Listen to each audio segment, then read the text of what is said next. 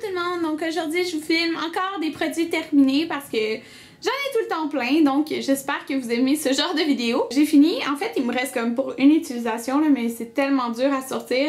C'est le nettoyant Bliss, le Fabulous Foaming Face Wash, puis là il est tout mouillé parce que je viens de sortir de la douche, donc vous voyez il reste comme juste ça. J'ai adoré ce nettoyant, c'est pourquoi j'avais acheté une bouteille de 460 ml, donc une énorme bouteille. Ce format-là, il sort comme au temps de Noël, tu sais, quand ils sortent des gros formats de leurs produits. Je l'aime vraiment beaucoup parce qu'il sent super bon, il sent un peu, je trouve, les bonbons. Il fait vraiment frais sur le visage, ça dit que ça exfolie un petit peu en même temps, donc oui, ça exfolie un petit peu, mais c'est vraiment quelque chose que tu peux utiliser à chaque jour. Puis ça dit que c'est pour tous les types de peau, donc j'ai plusieurs déjà nettoyants que j'ai en stock quand je travaillais au Sephora, donc je vais pas le racheter, mais je pourrais le racheter dans le futur. J'ai fini un bar corporel de chez Body Shop et c'est celui au bleuet. Donc je pense qu'il était sorti à un moment donné. Je pense pas que c'est un qui est comme permanent. Puis ça sent trop bon, j'adore les bars corporels Body Shop, mais ça passe quand même vite, mais vraiment j'adore l'odeur. J'ai fini un revitalisant pour les cheveux Bedhead, c'est le Dumb Blonde, donc ça dit que c'est pour battre les cheveux comme brisés et raviver comme la couleur. Je l'ai pas tant aimé que ça, il faisait rien de spécial. J'en aime beaucoup plus d'autres, puis il ravivait pas plus ma couleur. Si je veux quelque chose qui ravive ma couleur, j'utilise un shampoing bleu, donc ça c'était pas un shampoing bleu. Mais ça sentait bon, mais c'est rien de spécial, vraiment. Je le rachèterai pas. J'ai fini ce gel douche-là de Bath & Body Works et c'est le I Love Watermelon Cherry, donc c'était sorti l'été passé. Je l'aimais tellement, sérieux, je l'ai vidé super vite. Il sent juste trop bon, ça sent les cerises et le melon d'eau, c'est magnifique comme odeur. S'il ressort cette année, je vais le racheter. C'est pas leur classique signature, c'est une autre genre de gamme, mais vraiment là j'ai adoré. J'ai fini un tonic et c'est le tonic de Michael Todd et c'est le Organic Lemon. Donc ça dit que c'est pour les peaux normales à grasse et les peaux problématiques. Je l'ai vraiment beaucoup aimé. Puis il sent vraiment le citron là. Donc moi j'aimais ça.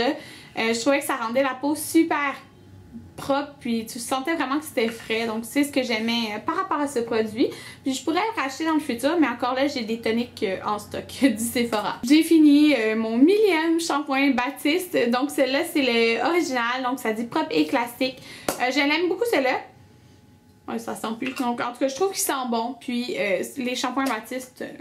il n'y a rien qui bat ça, là, pour de vrai, sont magiques. Mais en ce moment, j'utilise des Herbal Essence qui sont moins chers, puis ils vont très bien aussi. En tout cas, j'utilise le Naked en ce moment, qui est presque fini, là. Mais je l'aime beaucoup, puis j'aime beaucoup Baptiste aussi. J'ai fini les cotons Shiseido. J'ai aussi fini, donc, soins esthétiques professionnels à domicile, traitement intensif visage. C'est des patchs, dans le fond, correction Dermolift visage de Karine Jonca. Comme ça ici, j'ai fait la démo dans mon comment je me prépare pour New York, puis je les ai vraiment beaucoup aimés. J'ai aussi fini un démêlant nourri plus brillant, c'est le rose là, de Garnier Fructis. Je pense que ça doit être ma cinquième bouteille que j'ai fini. En ce moment, j'utilise celui de Druide. Mais je l'aimais bien celui-là, sauf Druide il va un peu mieux que lui, sauf que c'est vraiment pas cher. Fait que ça se peut que je le rachète aussi dans le futur, puis je sais que j'ai une autre bouteille dans mon tiroir aussi. J'ai deux derniers produits soins, puis après c'est du maquillage. Donc dans les produits soins, j'ai fini un nettoyant exfoliant de MAC, comme ça ici. Je sais pas si je vous l'ai montré dans mon dernier vidéo, là, je l'avais encore dans mon tiroir, mais je l'aime vraiment beaucoup. J'en ai donné un à Alexandra justement pour sa fête, puis j'en ai déjà racheté un. Je trouve qu'il fait vraiment un bon effet. L'odeur est quand même spéciale. Je l'utilise pas à chaque jour parce que c'est un nettoyant exfoliant comme ça dit, donc ça exfolie quand même bien le visage, donc jusqu'à comme 3 fois par semaine. Mais il va super bien, donc je l'ai déjà en stock. Puis il est permanent parce qu'avant c'était une édition limitée, mais ils l'ont ressorti pour qu'il soit permanent. Ça, je l'ai pas complètement fini, il m'en reste un petit peu à l'intérieur, mais c'est parce que c'est expiré. Puis c'est le tonic au rhum de chez Lush. Je l'aimais vraiment beaucoup, mais on dirait que j'avais oublié dans mon tiroir. Fait que là, quand j'ai fini mon tonic Michael Todd, je me suis dit, ah, je vais finir lui, tu sais, pour le finir. Mais il était... j'ai pas regardé la date, là. Ne me jugez pas, mais pour de vrai, il en reste vraiment pas beaucoup. Comme il restait peut-être juste ça dans le fond, là, mais la date d'expiration, c'était 19 novembre 2012. Et donc, Je pense à cause de ça, le jour après, j'avais des boutons sur le visage. Donc je me suis dit, c'est sûr c'est parce qu'il est expiré, mais il me causait pas de boutons du tout là, quand il était pas périmé.